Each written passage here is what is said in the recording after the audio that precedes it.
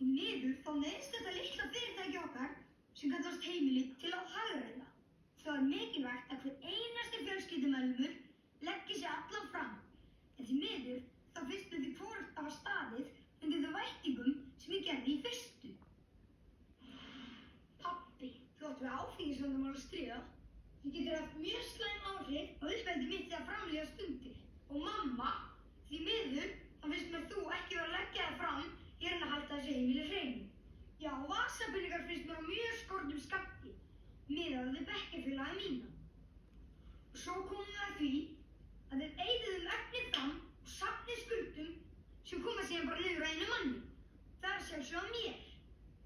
Ég á mjög erfitt með að trúa því, kæru foreldrar, að þið hafið hugsað þetta mál til enda á sínu tíma fyrir að ákveða að eignast mig. Já, og nú er ég að súpa segja það því.